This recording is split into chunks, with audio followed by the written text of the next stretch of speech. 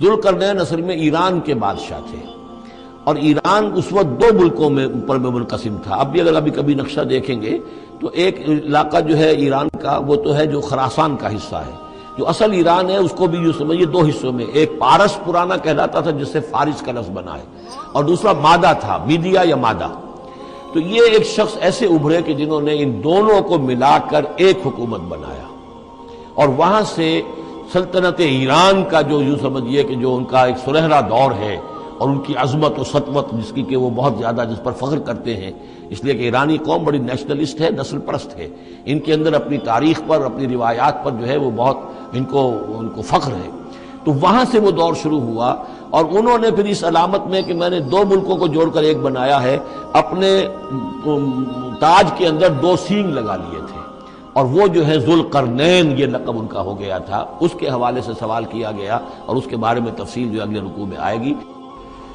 اعوذ باللہ من الشیطان الرجیم، بسم اللہ الرحمن الرحیم۔ وَيَسْأَلُونَكَ عَنْ ذِي الْقَرْنَيْنِ قُلْ سَأَتْلُو عَلَيْكُم مِّنْهُ ذِكْرًا۔ صدق اللہ العظیم۔ ذوالقرنین کے بارے میں آپ کو بتا چکا ہوں کہ ان کا نام تاریخ میں جو مشہور ہے وہ کیخسرو یا سائرس، اور انہی سے اصل میں ایران کی عظمت کے دور کا آغاز ہوا تھا۔ چنانچہ تقریباً میں سمجھتا ہوں کہ شاید 25-30 سال پہلے کی بات ہے، جب شہنشاہ ایران اس وقت جب کہ ان کی بادشاہت جو ہے وہ بڑے عروج پر تھی، انہوں نے 2500 سالہ برسی منائی تھی انہی کیخسرو کی، سائرس کی۔ ان کی قبر جو ہے مقبرہ وہ دریافت ہو گیا تھا، اور وہاں پر ان کا ایک مجسمہ بھی دریافت ہوا تھا کھدائی پر۔ اس مجسمے میں وہ دو لگے ہوئے تھے سینگ بھی۔ اس موضوع پر سب سے پہلے مولانا ابوالکلام آزاد مرحوم نے جو اپنی ترجمان القرآن کے نام سے انہوں نے مختصر ترجمہ اور تفسیر لکھی ہے، اس میں بڑے تفصیلی نوٹس لکھے ہیں۔ سب سے پہلے اہل علم کے حلقے میں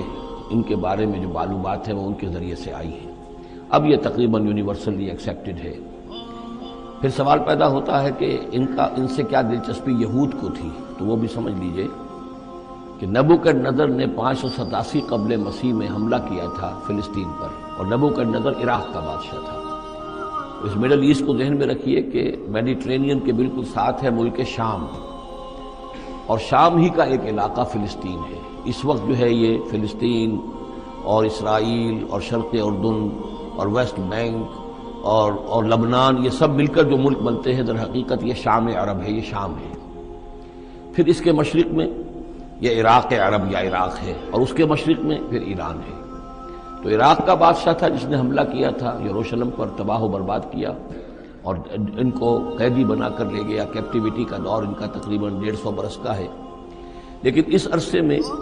ایران میں یہ شخصیت ابھری کیخسرو کی یا سائرس کی۔ اس نے پھر فتوحات کا دائرہ شروع کیا، تو سب سے پہلے عراق کو فتح کیا، بیبیلونیا کو، اور یہاں پر جو یہ اسیر تھے یہودی، ان کو اجازت دے دی کہ تم واپس جاؤ، اپنا یروشلم آزاد کرو، اپنے جا کر آباد کر لو دوبارہ۔ تو گویا کہ یہ محسن ہیں ان کے، ذوالقرنین جو ہے ان کے محسن ہیں، جن کی وجہ سے کہ جن کے ذریعے سے اللہ تعالیٰ نے انہیں بیبیلونیا یعنی عراق کی کیپٹیوٹی جو ان کی اسارت کا دور تھا اس کو ختم کیا، آزادی ملی، اور پھر یہ واپس آئے۔ حضرت عزیر علیہ السلام کے ساتھ قافلہ آیا ہے، اور وہ تقریباً پھر انہوں نے آ کر یہاں اثر نو اس شہر کو بھی آباد کیا، اور ہیکل جو ہے حضرت سلیمان علیہ السلام کا بنایا ہوا جو عبادت خانہ تھا اس کو دوبارہ تعمیر کیا۔ اس اعتبار سے ذوالقرنین جو ہے وہ ان کی تاریخ میں ایک معروف شخصیت ہے۔ تاریخ سے معلوم ہوتا ہے کہ انہوں نے پھر ایران کی پہلی حکومت کو کنسولیڈیٹ کر کے پارس اور مادہ کو ملا کر ایک سلطنت ایران بنائی۔ پھر ان کی فتوحات کے 3 دائرے ہیں۔ مغرب کی طرف میڈیٹرینین تک پورا علاقہ فتح کر لیا، مشرق میں پھر یہ ہمارا جو مکران تک کا علاقہ ہے، یہ سارا کا سارا علاقہ ایران کے ساتھ ہی ملتا ہوا ہے، بلوچستان، مکران، یہ پورا علاقہ انہیں فتح کیا۔ ایک مہم ان کی شمال کی طرف گئی، بحیرہ کیسپین جو ہے، اور ادھر سے جو وہ بلیک سی ہے، بحیرہ اسود، ان دونوں کے درمیان جو پہاڑی سلسلے ہیں، یہ شمال کی طرف جو ہے تیسری مہم گئی۔ جیسے کہ حضرت عمر رضی اللہ تعالیٰ عنہ کے عہد میں بھی 3 لشکر نکلے تھے مسلمانوں کے جزیرہ نما عرب سے۔ ایک لشکر شام سے ہوتا ہوا پھر مصر کی طرف گیا ہے، ایک لشکر عراق سے ہوتا ہوا ایران کی طرف گیا ہے، اور ایک لشکر سیدھا شمال کی طرف گیا ہے اور کوہ کاف تک جو ہے جس کو کوکیشیا کہتے ہیں وہاں تک کی فتوحات حاصل کی مسلمانوں نے۔ تو تقریباً یہی سمجھیے کہ ایک بلو پرنٹ تھا جو کہ یعنی ہمارے اس دور خلافت راشدہ سے جو سمجھیے کہ لگ بھگ کوئی 2000 سال قبل جو ہے یہ واقعہ پیش آیا ہے، یا بلکہ اس سے کم، کوئی 1500 سال قبل یہ واقعہ پیش آیا ہے، اور یہ ذوالقرنین جو ہے یہ یہاں پر ایک بڑی عظیم سلطنت کے بانی بنے، لیکن نیک آدمی تھے۔ اور معلوم یہ ہوتا ہے کہ یہ اصل میں جو کہانیاں ہیں، یہ ان کی داستانیں ہیں کہ ان کو قتل کیا جانا تھا۔ یہ کہیں شہزادے تھے کسی چھوٹی سی مملکت کے، اور وہاں سے ان کو کسی نے بچایا کسی طریقے سے، اور پھر یہ صحرا میں رہے روپوش، اور وہاں کسی نبی کی تعلیم سے ان کو آشنائی ہوئی ہے۔ ہو سکتا ہے کوئی اسرائیلی نبی ہی کی تعلیم ہو، یہ بھی ہو سکتا ہے کہ زرتشت جو ہیں وہ بھی کوئی اللہ کے نبی ہوں اور ان کی تعلیم ان تک پہنچی ہو، لیکن خود ان کا کردار جو قرآن پیش کر رہا ہے وہ بہت ایک نیک مومن صالح ایک بندہ مومن اس کا کردار ہے۔ یہ کردار جو ہے کسی بھی درجے میں 1% بھی جو ہے وہ کسی اور دوسرے فاتح پر یا کسی اور حکمران کے اوپر جنہیں بھی ہم جانتے ہیں تاریخی اعتبار سے ان پر منطبق نہیں ہوتا، یہ انہی کی شخصیت ہے۔ وَيَسْأَلُونَكَ عَنِ ذِي الْقَرْنَيْنِ، اور اے نبی آپ سے پوچھ رہے ہیں ذوالقرنین کے بارے میں، قُلْ سَأَتْلُو عَلَيْكُم مِّنْهُ ذِكْرًا، ان سے کہیے میں ان قریب تمہیں اس کے بارے میں کچھ حالات بتاتا ہوں۔ اِنَّا مَكَّنَّا لَهُ فِي الْأَرْضِ،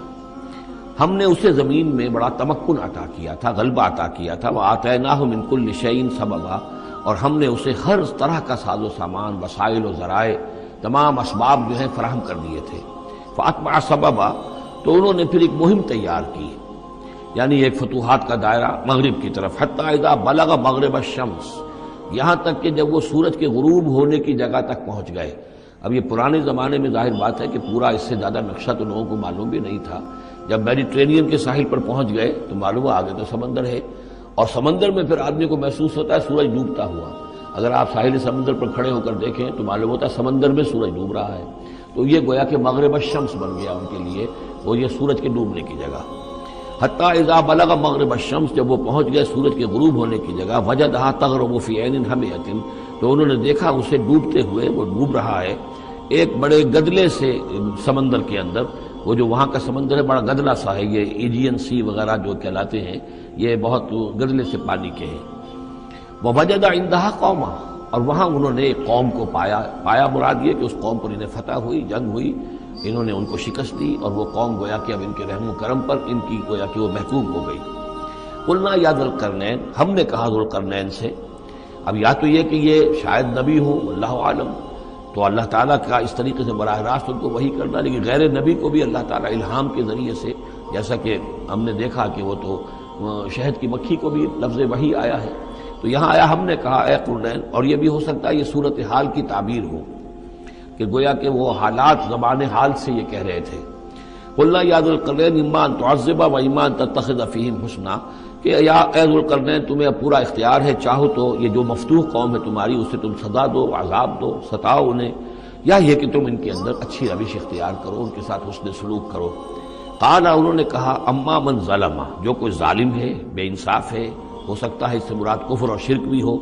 فسوف نعذبہ ثم یرد الی ربہ فیعذبہ عذابا نکرا، تو اسے تو ہم عذاب دیں گے، سزا دیں گے، اور پھر وہ لوٹایا جائے گا اپنے رب کی طرف، پھر اس کا رب اس کو عذاب دے گا جو اصل عذاب ہے، برا عذاب، سخت عذاب۔ واما من آمن وعمل صالحا، اور جو لوگ ایمان لائیں گے اور یقین کریں گے حقائق پر، اللہ کو مانیں گے، وعمل صالحا، اور نیک عمل کریں گے، فلہ جزاء الحسنی، تو اس کو ہم اچھا بدلہ بھی دیں گے، وسنقول لہ من امرنا یسرا، اور اس سے ہم اپنے معاملے میں بھی نرم بات کریں گے، یعنی یہ کہ ان سے ٹیکس اگر لینے ہیں تو نرمی کے ساتھ لیں گے، جو بھی جو مفتوحہ ممالک کے ساتھ معاملہ ہوتا ہے تو ہم ان کے ساتھ نرمی کا سلوک کریں گے جو ایمان لے آئیں گے۔ ثم اتبع سبابا، مغرب کی طرف سے فارغ ہو کر پھر اب یہ مشرق کی طرف گئے، پھر انہوں نے ایک اور مہم کا بندوبست کیا، حتیٰ اذا بلغ مطلع الشمس، یہاں تک کہ جب وہ سورج کے طلوع ہونے کی جگہ تک پہنچ گئے۔ اب یہ جہاں تک تاریخی طور پر ثابت ہے وہ صرف مکران کے علاقے تک اتنی دور تک آئے ہیں، واللہ عالم، ہو سکتا ہے کہ مکران کے ساحل پر کھڑے ہو کر بھی انہیں محسوس ہوا ہو کہ بس اب یہ سورج جو ہے غروب ہو رہا ہے یا طلوع ہو رہا ہے وہاں سے، مطلع الشمس، تو وہاں جب پہنچے، وجدہا تطلع علی قوم لم نجعل لہم من دونہا سترا، تو انہوں نے پایا اس کو کہ وہ طلوع ہوتا ہے ایک ایسی قوم پر کہ جس کے لیے ہم نے آفتاب سے کوئی اوٹ نہیں رکھی ہے. یعنی یہاں کے جو قبائل تھے، گیڈروسیا وغیرہ یہ کہلاتا تھا اس زمانے کے اندر، یہ وحشی قبائل تھے، ان کو ابھی چھت بنانے کا فن نہیں آیا تھا. یعنی گھر جو ہوتے تھے وہ صرف دیواریں کھڑی ہوتی تھی، یہ جو خالی پلاٹ ہے زمین کا اس میں یہ دیوار کھڑی ہے، یہ میرا گھر ہے تمہارا گھر ہے، لیکن گھر میں چھت وغیرہ کا بھی کوئی تصور ان کے ہاں نہیں تھا.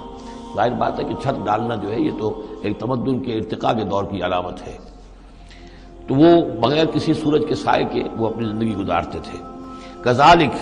ایسا ہی ہوا وہاں بھی، یعنی جو پہلے ہوا تھا کہ یہاں بھی معاملہ وہی ہوا کہ اللہ تعالیٰ نے اختیار مطلق انہیں دیا، فتح دی، لیکن انہوں نے یہاں بھی یہی کہا کہ جو نیک لوگ ہوں گے ان کے ساتھ ہم نرمی کریں گے اور جو شریر ہوں گے ان کو سخت سزا دیں گے. وقد احطنا بما لدیہ خبرا، اور ہمیں پوری طرح معلوم ہے کہ جو وہاں اس کی خبر ہوئی اور جو بھی حالات وہاں گزرے، جو ماجرا وہاں ہوا.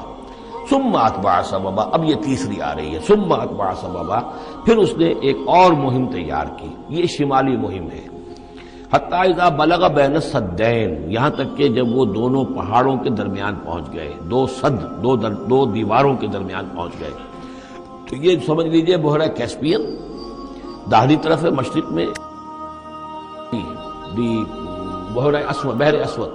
اس کے درمیان یہ سلسلہ کوہ ہے اور یہ پیرلل چلتے ہیں دو، اور ان کے درمیان سے پھر وہ درے ہیں کہ جن میں سے ہو کر شمالی علاقے سے جو وحشی قبائل تھے وہ آ کر یہاں حملہ کرتے تھے، تاخت و تاراج کرتے تھے، لوٹ مار کر کے چلے جاتے تھے، جن کو یاجوج ماجوج کہا گیا ہے. حتی اذا بلغ بین السدین، جبکہ یہ پہنچے ان دونوں دیواروں کے درمیان، وجد من دونہما قوما، تو انہوں نے پایا ان دونوں کے ورے ایسے لوگوں کو، لا یکادون یفقہون قولا، یہ لوگ بھی ایسے تھے غیر متمدن، کیونکہ بات سمجھتے نہیں تھے، یعنی زبان ایسی ہوگی کہ جو ان کی سمجھ میں نہیں آ رہی تھی، لیکن یہ کہ کسی نہ کسی ذریعے سے انہوں نے اپنا ایک مطلب، اپنی ایک عرضداشت پیش کی. قالوا یا ذا القرنین، انہوں نے کہا کہ اے ذو القرنین، ان یاجوج و ماجوج مفسدون فی الارض، یاجوج اور ماجوج جو قومیں ہیں یہ زمین میں بہت فساد مچانے والی ہیں. فہل نجعل لک خرجا، تو کیا ہم آپ کے لیے ایک سالانہ خراج مقرر کر دیں، الا ان تجعل بیننا و بینہم سدا، اس کے عوض کہ آپ ہمارے اور ان کے درمیان ایک سد تعمیر کر دیں، ایک دیوار حائل کر دیں کہ وہ ہم پر حملہ آور نہ ہو سکے، یعنی درے کو بند کر دیا جائے. یوں سمجھیے جس اصول پر کہ آج کل ڈیم بنتے ہیں. ڈیم کیا ہے کہ ایک پہاڑی سلسلہ یوں آ رہا ہے، ایک پہاڑی سلسلہ یوں آ رہا ہے، دریا درمیان میں سے گزر رہا ہے، آپ نے گزرگاہ پر ایک دیوار کھڑی کر دی تو یہ گویا کہ ایک آرٹیفیشل لیک کریٹ ہو گئی، پانی یہاں جمع ہو رہا ہے. تو اگر پہاڑی سلسلے دو چل رہے ہوں، ان کے درمیان جو راستہ ہے اس کو اگر بند کر دیا جائے، ایک دیوار کھڑی کر دی جائے اور اس دیوار کے مضبوط دیوار ہو، تو ظاہر بات ہے کہ پھر ادھر سے کوئی آ کر حملہ آور نہیں ہو سکتا، ان کے لیے ایک حفاظت کا سامان ہو جاتا ہے. یہاں یہ سمجھ لیجئے کہ یاجوج ماجوج سے کیا مراد ہے. حضرت یافس علیہ السلام، جو تین بیٹے تھے حضرت نوح علیہ السلام کے، سام، حام، یافس. سامی نسل کے بارے میں تو ہم نے بہت کچھ سمجھ لیا کہ حضرت ابراہیم بھی سامی نسل سے تھے، پھر قوم عاد بھی سام ہی کی نسل کی ایک شاخ تھی، قوم سمود بھی اسی کی شاخ تھی. یہ تمام جو ہے یہ تو سیمیٹک ریسز ہیں. حضرت یافس کی اولاد نے یہ سینٹرل ایشین ماؤنٹینز کا جو سلسلہ ہے اس کو کراس کیا اور شمال میں چلے گئے، اور شمال میں جا کر دائیں بائیں پھیل گئے. پھر یہ میدان ہے، ٹنڈرے کے میدان اور فلانے میدان اور بڑے بڑے کھلے میدان ہیں. گویا کہ ایشیا کو درمیان میں جو سلسلہ کوہ تقسیم کر دیتا ہے، ایک شمالی حصہ ہے، ایک اس کا اس کے جنوبی حصہ ہے. یہ شمالی میں چلے گئے اور جا کر پھر پھیلے. پھیلنے میں وہ مشرق کی طرف آئے تو چین اور ہند چینی تک یہ ساری قومیں جو ہیں یہ یلو ریسز، یہ انہی کی نسل سے ہیں. اور مغرب میں چلے تو روس، اور روس سے ہو کر روس کے ساتھ ملتا ہوا علاقہ اسکینڈینیوین کنٹریز کے ساتھ، پھر وہاں سے وہ اتر کے اور یورپ کے بھی جو یہ مغربی ممالک ہیں، اینگلو سیکسنز جو ہیں، یہ بھی در حقیقت اسی سے اسکینڈینیوین کنٹریز سے اترے ہوئے لوگ ہیں. تو یوں سمجھ لیجئے کہ ویسٹرن یورپ اور ایسٹرن یورپ کا بھی خاص طور پر شمالی علاقہ، اور پورا یہ روس کا علاقہ، اور پورا صحرائے گوبی، اور پورا چین، اور وہاں تک جو ہے ہند چینی تک، یہ یافس کی نسل ہے. یافس کے جن بیٹوں کے نام تورات میں آئے ہیں، کئی نام ہیں، وہ کوئی ایک دو نہیں، ان میں گوگ اینڈ میگوگ بھی ہے، توبال بھی ہے، موسک بھی ہے. موسک ایک شخص کا نام ہے، اور موسکو ہو سکتا ہے کہ اسی نے آباد کیا ہو اور وہیں سے وہ نام بنا ہو. توبال اور بالٹک سی جو ہے اس ایریا کے اندر جو ہے، بالٹک سٹیٹس، توبال ان کے ایک بیٹے کا نام تھا. یہ تورات کے اندر نام دیے گئے ہیں. گوگ اینڈ میگوگ، یاجوج ماجوج، یہ بھی انہی کے بیٹوں کے. یہ تمام اقوام جو ہے یہ وحشی ہیں، اور یہ تاخت و تاراج کرنا، لوٹ مار کرنا، یہ ان کا طریقہ ہے، اور ان کا ہے ذکر جو یہاں پر ہو رہا ہے. یہ جو سیلاب آیا تھا، کولونیل سیلاب جو ہم پر آیا تھا، جس میں کہ یہ اینگلو سیکسنز تھے، یہ سب کے سب جو ہیں یہ اسی نارڈک ریسز سے ہیں، یہ بھی یاجوج اور ماجوج کی نسل ہیں۔ ایک سیلاب ان کا آ چکا ہے جو آیا تھا یورپ کے سے نکل کر، یہ کولونیل سیلاب آیا اور پوری دنیا کے اوپر چھا گیا تھا، ایشیا اور افریقہ کو انہوں نے فتح کیا، کولونائز کیا۔ اب اگرچہ ان کی وہ بساط ایک دفعہ تو لپیٹ دی گئی ہے، وہ واپس چلے گئے ہیں، انڈائریکٹلی ہم پر حکومت کر رہے ہیں۔ ابھی ان کے جو ملٹی نیشنلز ہیں ان کے ذریعے سے یا بینکوں کے ذریعے سے، IMF کے ذریعے سے، ورلڈ بینک کے ذریعے سے انڈائریکٹ حکومت ہے جو نیو ورلڈ آرڈر ہے۔ لیکن یہ ہے کہ ابھی ایک اور جو سیلاب ان کا آنے والا ہے وہ آتا ہے احوال قیامت کے معاملات میں۔ آرمگڈون کے بعد جب حضرت مسیح علیہ السلام کا نزول ہو چکے گا اور یہودیوں کا خاتمہ ہو چکے گا، اور پھر یہ کہ تمام جو عیسائی ہیں وہ مسلمان ہو جائیں گے، عیسائیت ختم ہو جائے گی حضرت مسیح علیہ السلام کے آنے کے بعد، اور مسلمان اور عیسائی مل کر ایک ملت بن جائیں گے، سب مسلمان ہوں گے۔ اس کے بعد آخری سیلاب پھر آنا ہے جو اس کے خلاف وہ احادیث میں آتا ہے، پھر وہ یاجوج اور ماجوج کا ہوگا۔ اور میرے نزدیک یہ یاجوج اور ماجوج جو ہے وہ ایسٹرن علاقے سے آئیں گے، چائنا وغیرہ سے، ہند چینی سے۔ آرمگڈون جو ابھی ہونی ہے فوری طور پر بڑی جنگ، اس میں یہ لوگ جو ہے بیٹھے رہیں گے، یہ جنگ میں حصہ نہیں لیں گے۔ یہ مڈل ایسٹ میں جنگ ہوگی، یورپین پاور ساری ہوں گی، کرسچین پوری طاقتیں ہوں گی، اور ادھر جو ہے مسلمان ہوں گے، اور حضرت مہدی جو ظاہر ہوں گے، جو اللہ تعالیٰ ایک عنایت کرے گا مسلمانوں کو لیڈر عرب کے اندر، وہ پیدا ہوں گے، مجدد ہوں گے، اور ان کے ذریعے سے عرب کے اندر ایک اسلامی حکومت بھی قائم ہوگی۔ لیکن ان کے لیے مدد کے لیے خراسان کے علاقے سے فوجیں آئیں گی، مشرق سے آئیں گی، اور یہ علاقہ جو ہے وہ ہے جو ہمارے قریب ہے اور ہم بھی اسی علاقے میں ہیں۔ اللہ تعالیٰ ہمیں توفیق دے کہ یہاں وہ ہم پہلے اس نظام میں خلافت قائم کریں، تاکہ یہاں سے پھر فوجیں جائیں اور حضرت مسیح کے ساتھ ہو کر اور حضرت مہدی کے ساتھ ہو کر عیسائیوں اور یہودیوں کے ساتھ جنگ کریں، اور بالآخر پھر یہ کہ پوری دنیا میں اسلام کا بول بالا ہوگا۔ لیکن جب یہ ہو چکے گا اس کے بعد ایک سیلاب پھر آئے گا یاجوج اور ماجوج کا۔ تو یہ چونکہ پوری ایک سلسلہ ہے، ایک نسلیں ہیں اس کے اندر بہت سی، تو ان میں چونکہ تفسیری اعتبار سے بہت سی باتیں جو ہے مختلف آراء بھی سامنے آئیں گی، تو میں نے جو رائے میری ہے وہ آپ کے سامنے بیان کر دی ہے۔ اس وقت بھی وہ یاجوج ماجوج تھے جو ان شمالی دروں سے آ کر حملے کرتے تھے۔ الا ان تجعل بیننا وبینہم سدا، تو کیا ہم آپ کے لیے ایک سالانہ خراج طے کر دیں تاکہ آپ ہمارے لیے یہاں ایک سد تعمیر کر دیں، ایک بند باندھ دیں یہاں پر۔ قال ما مکنی فیہ ربی خیر، اب دیکھیے ان کا کردار، ان کا مجھے جو کچھ میرے رب نے دے رکھا ہے، دولت دے رکھی ہے، مال دے رکھا ہے، وہ بہت بہتر ہے اس سے کہ جو تم مجھے پیش کر رہے ہیں، مجھے خراج کی ضرورت نہیں ہے۔ ہاں تمہاری ایک ضرورت ہے، میں وہ پوری کر دیتا ہوں۔ فاعینونی بقوت، مجھے مین پاور فراہم کرو، باقی ساری سامان جو ہے میں فراہم کر لوں گا، لیکن بہرحال اس کو بنانے کے لیے، دیوار بنانے کے لیے اور دونوں پہاڑوں کے درمیان اتنی بڑی جو سد تعمیر کرنے کے لیے جو مین پاور چاہیے، اعینونی بقوت، تو محنت کے ذریعے سے، مین پاور کے ذریعے سے میری مدد کرو۔ اجعل بینکم و بینہم ردما، میں ان کے اور تمہارے درمیان ایک موٹی دیوار بنا دوں گا۔ آتونی زبر الحدید، لاؤ میرے پاس تختے لوہے کے۔ حتیٰ اذا ساوا بین الصدفین، یہاں تک کہ جب دونوں جو اونچانے تھیں اس کے درمیان کا پورا علاقہ پر ہو گیا، بھر گیا، وہ لوہے کے تختے جو ہیں اس کے اندر بھرے جا رہے ہیں۔ حتیٰ اذا ساوا، برابر کر دیا دونوں بھاگوں تک پہاڑ کی، قال انفخوا، اب ان کا کہ آگ جلاؤ اس کے نیچے، وہ دہکا دی بھٹی جس سے کہ اب وہ لوہا گرم ہوا اور لوہے کی تختے جو ہیں وہ گرم ہو گئے۔ حتیٰ اذا جعلہ نارا، جبکہ وہ سارے کے سارے لوہے کے جو تپ گئے خود اور سرخ ہو گئے۔ قال آتونی افرغ علیہ قطرہ، تو کہا لاؤ میرے پاس پگھلا ہوا تانبا کہ میں اس کے اوپر انڈھیل دوں۔ تو اس طریقے سے گرین فورس کنکریٹ سے بھی 10 گنا سمجھیے مضبوط شے انہوں نے بنا دی کہ اس میں لوہا اور پھر لوہا سیسا یا تانبا پلایا ہوا، تو اس طریقے سے ایک بڑی مضبوط دیوار قائم کر دی۔ اس دیوار کے جو آثار اب بھی موجود ہیں، دیوار تو موجود نہیں ہے، یہ داریال اور دربند کے درمیان یہ کشادہ راستہ ہے اب بھی، یہ ویسٹ کوسٹ جو ہے کیسپین کا، اس کے ساتھ اس کی لمبائی 50 میل اور اس کی اونچائی 29 فٹ اور 10 فٹ چوڑی یہ دیوار تھی جو اس وقت بنی ہے۔ یعنی جس طریقے سے کہ بنتے ہیں بڑے بڑے بند، ان سے بھی بڑی یہ تھی سد تعبیر کی گئی۔ السد العالی کہلاتا، اسوان ڈیم جو ہے جو مصریوں نے بنایا تھا، بہت بڑا ڈیم، السد العالی، اونچی دیوار۔ تو ہمارے ہاں یہ تربیلا اور منگلا یہ سب کیا ہے، یہ اسی طرح کے ڈیم ہیں کہ پہاڑی سلسلے آ رہے ہیں، دریا جا رہا تھا، وہاں آپ نے دیوار کھڑی کر دی، پانی رک گیا اور وہ جھیل بن گئی۔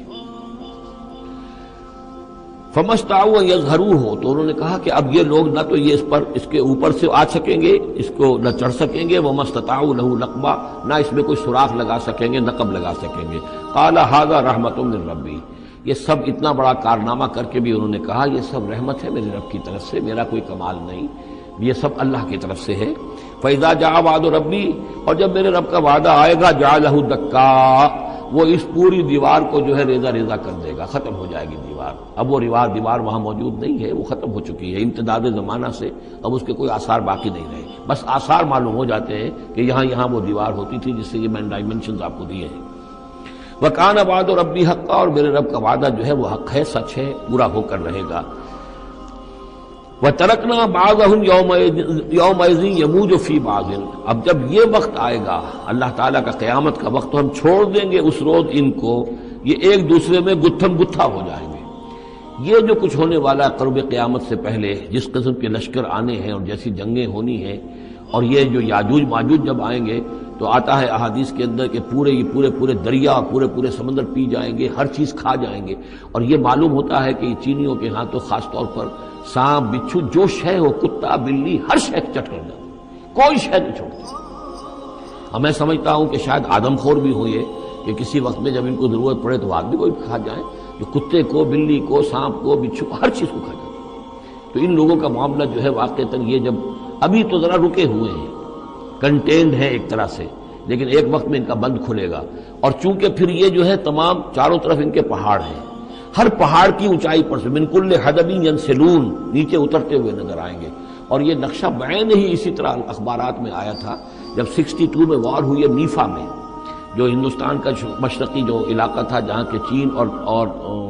بھارت کی جنگ ہوئی ہے، تو اس کے الفاظ جو اخبارات میں آئے تھے، waves after waves of Chinese soldiers were coming down the slopes،